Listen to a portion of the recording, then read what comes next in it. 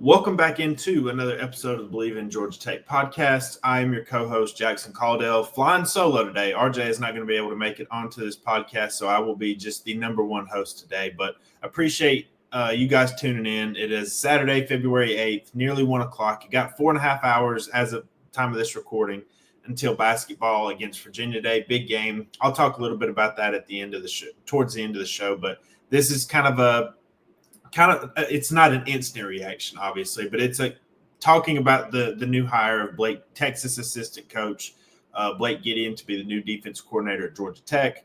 I'll get into all that in just a second, but as always, guys, if you're watching this on YouTube and you haven't subscribed to the channel already, would really love it if you would do so. Helps us out a ton. Like the video, follow us wherever you get your podcast, wherever that may be. Really appreciate all the comments and reviews we get, and we thank you guys for tuning in and being a part of this. And so Thursday, reports started to trickle out of Georgia Tech reportedly hiring Texas safeties coach and assistant head coach Blake Gideon. Now, this makes me feel extremely old because I remember Gideon playing at Texas. He was a part of those late 2000s teams with Colt McCoy and all those guys that made the national championship game in 2009, lost to Alabama. But yeah, this hire definitely struck me as, hey, you're getting up there in age now. But yeah, so Texas safeties coach Blake Gideon was officially named the defensive coordinator for Georgia Tech yesterday. They sent out the press release. He is replacing Tyler Santucci, of course, who left to go to the NFL. He's now the linebackers coach for the Baltimore Ravens. That became official earlier this week. And Brent Key wasted zero time in doing this. That means I think he probably had Gideon pretty high on his list to begin with from the outset of this, because it was only 5 days between Santucci leaving and then Gideon reportedly being hired, and then it was made official yesterday. So I like this hire. I think it is, Gideon obviously is coming from coaching a very good defense, and they had a lot of talented defensive backs, and he got them to play up to their potential. Like a lot of the guys he coached this year are going to be in the NFL. Here's where Texas ranked. I think we all knew that Texas had one of the best defenses in the country. I would argue it was probably the best. It was them or Ohio State, give or take. So this past year, Gideon was the 2024 National Defensive Backs Coach of the Year by Football Scoop. Texas was number one in interceptions with 22, number one in passing yards allowed per attempt, 5.7, number two in passing efficiency defense, number two in takeaways with 31, number three in total defense, number three in scoring defense, number three in red zone defense, number three in yards allowed per play, number 7 in passing defense, and number 8 in third down defense. So just elite numbers across the board. Like that is exactly what you wanted to see out of that group. And I know a lot of people say, well, it's Texas. You have an ungodly amount of talent there. Like, it's easy to recruit there, but you got to get the most out of those guys. And by all accounts, he did. Gideon coached these guys. Like I said, I can show you, for those who remember Andrew Makuba at Clemson, I thought he got a lot better when he went to Texas and was being coached by Gideon. I could be alone in that opinion, but I thought he got much better. And when I watched Texas this year, Makuba always stood out a lot more to me than he did at Clemson. And I think you can credit Gideon a lot for that, but that's just one side note of that. Gideon also has experience elsewhere. He was the nickelbacks coach and special teams coordinator at Ole Miss in 2020, and he was there doing that at Houston in 2019. He was also Football Scoop's National Special Teams Coordinator of the Year in 2019. There has been – I highly doubt he has anything to do with the special teams at Georgia Tech, but he is obvious – he's done a very good job, which kind of shows you he's done good coaching multiple things, multiple positions. So he's actually familiar with Atlanta, actually. He was in 2018, he was the cornerbacks coach at Georgia State. Previously, he was defensive backs coach and defensive pass game coordinator at Western Carolina. And started his career as a quality control assistant at Florida in 2014. And like I said, he's one of the most, decorated defensive backs to ever play at Texas. And that is quite a statement. Like, because Texas obviously has a long history of putting out great players. He was there from 2008 to 2011. Like I said, I remember him from that era when I was growing up, and that just obviously makes me feel a little bit old now. So when I initially first heard of this hire, whenever I grade hires, the especially with coordinators, I like to look at past experience as coordinator, and that is one thing that Gideon does not have, is he has not been a coordinator anywhere. Now that doesn't mean he can't be a good coordinator. I'm not saying that at all, but I can't give it hire an A if he doesn't have prior experience, and I don't know what he can do, because Captain Obvious here, being a safeties coach and being defensive coordinator are two very different things. So I think it might be natural to possibly, I don't know if you can expect a step down, a step up. It's just going to kind of have to be a wait or see. Like, he obviously has experience coaching very talented defensive backfields. He's gotten the most out of those secondaries. But again, he has not coordinated a whole defense. So we are going to have to wait and see, how he does in that role, because that was one thing. Santucci, was already a defensive coordinator when he was at Duke. So that he obviously had experience doing that before, and he did it very well. Like, like me and RJ talked about earlier this week, when we talked about Santucci leaving, like, was Georgia Tech's defense elite by any means? Absolutely not. But they made tremendous strides from where they were in 2023. Like, I think anybody who watches Georgia Tech, even if you're not a fan, if you're just a casual observer, I would hope can notice the differences between the 2023 defense and the 2024 defense. The run defense was a lot better.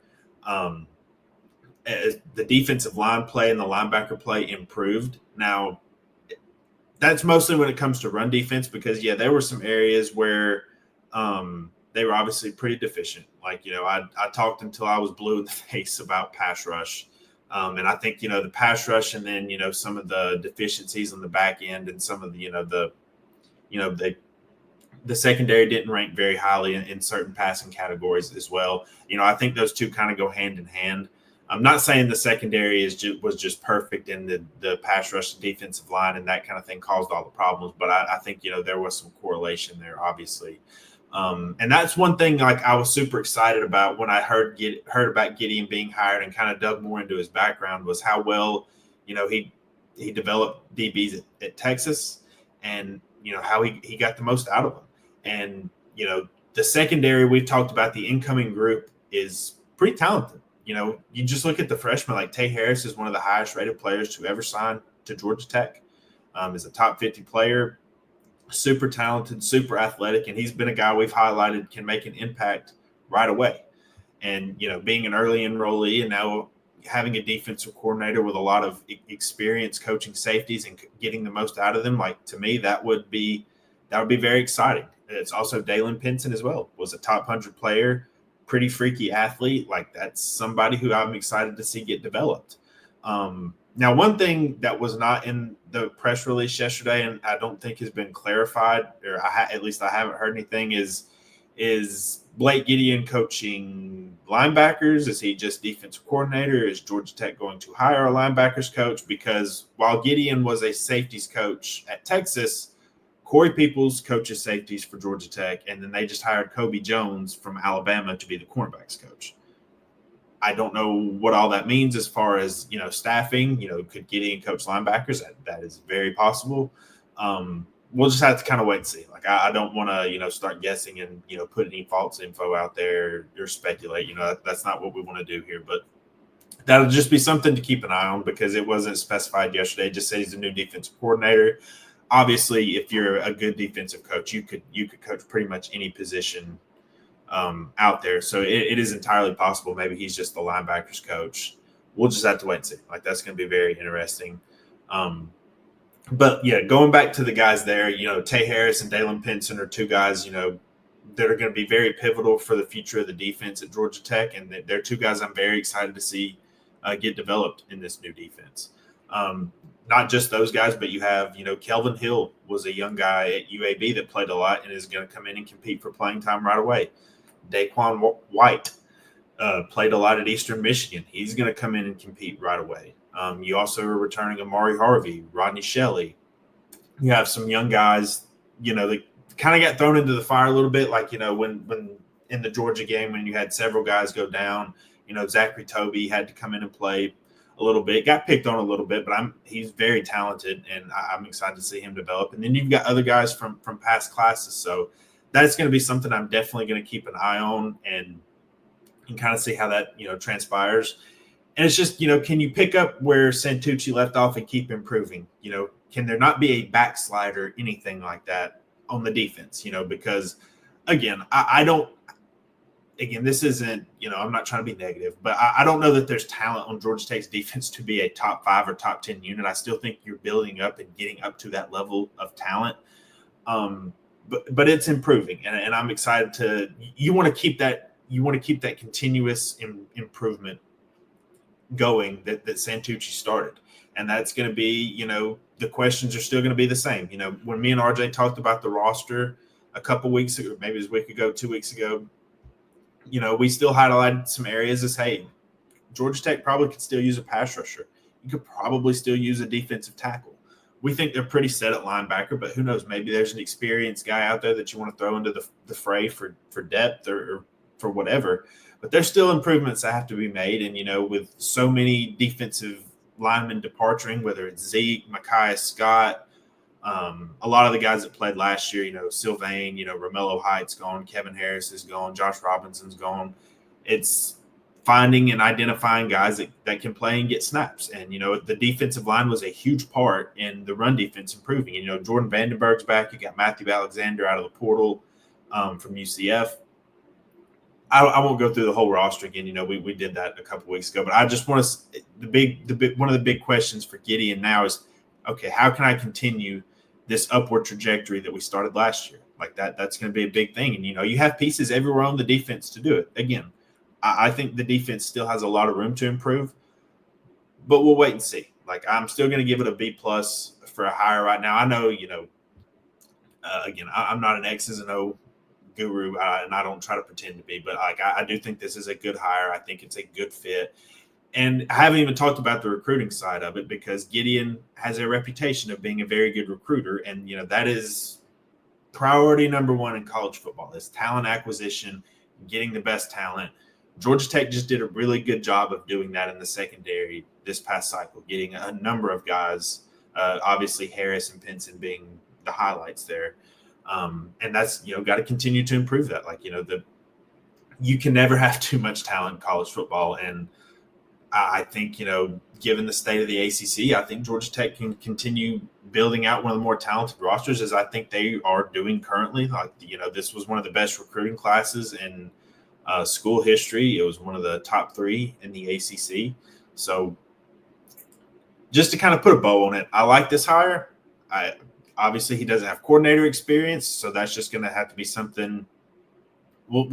Is there growing pains there in the first year? Is it a seamless transition? Those are just questions I have. I don't want to put labels on him or anything yet, and I don't want to make a bigger deal out of it than it needs to be. But, he hasn't been a coordinator before, and, we'll just have to see how he can he make adjustments, when things aren't going right in the game,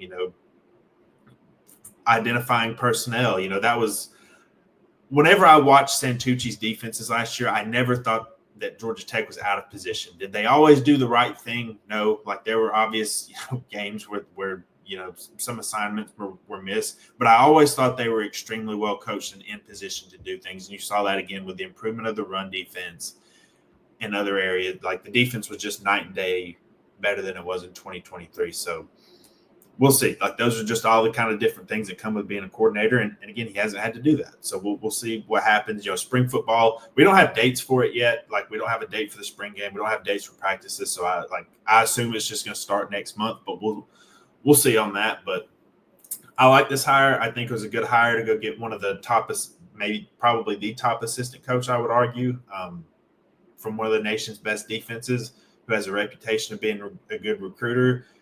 I don't know how, I know he coached at Georgia State for a year. I don't know how familiar he is with the Atlanta area. I would assume pretty familiar. So we'll see. Like, there's just a lot of, I hate to be repetitive, but there's just a lot of, we'll see elements to this hire when you're hiring a guy who's never been a defensive coordinator and is coming from a different school. So we'll see. I like the hire. I think there's a ton of upside to it. But there's also some things, some questions that have to be answered. And I think that's pretty reasonable. Basketball has a game today, 5:30 against Virginia. I won't dive in too much into it because by the time this is out, at least on YouTube, this could be old news, because basically our whole this week's podcast is old news. It is completely irrelevant. I don't know if we've had an episode just go up like that and just be completely irrelevant in less than 24 hours. So I won't dive too much into basketball today. I know Javian McCollum is not playing. Still pretty shorthanded, coming off a 3 overtime win, where you had 3 guys play 50 minutes and Duncan Powell played 49. Like it's a lot of mileage on those guys. Well, I know Virginia is not very good. Like these aren't the Virginia teams of years past, but they have been playing semi-well over the last 3 or 4 games. And again, this is pretty big for Georgia Tech. Just they still have a shot at getting that 8 or 9 spot and getting a first-round bye in the ACC tournament. So this is a game you'd love to win. I know softball is underway. We got baseball coming next week. Like there's still a lot of stuff happening. Like there's still plenty happening. Where women's basketball is rolling on. They got a come from behind win against SMU. They had to really, tough that one out. Like that was really impressive to see. Hope I'm not missing anything else, but that was kind of, the quick sports wrap up. But the main topic I wanted to get to was talking about Blake Gideon being hired. It was made official yesterday. We'll kind of see what comes out of the rest of it as we roll into the spring, but just kind of wanted to talk about it with you guys, give my thoughts. I think it's been pretty well received, at least among most fans. I haven't seen a serious, drawback to it by any means, but you guys let me know what you think. I always love to see what you guys think about any of the hires, just anything related to the topics we talk about, or, maybe we don't even talk about it for that day. But once again, if you're watching this on YouTube, would love it if you would subscribe to the channel. Love talking Georgia Tech sports, love covering the team. You guys' support makes that happen, and I can't thank you enough for it. Love it if you'd like the video. Follow us wherever you get your podcasts. We'll have an episode sometime next week. We definitely want to do a little bit of some baseball talk. Drew Burris has gotten like 10 million preseason awards, as he should, as the best player in the country. We'll kind of dig into more of what's happening next week. But until then, I'll see you guys later.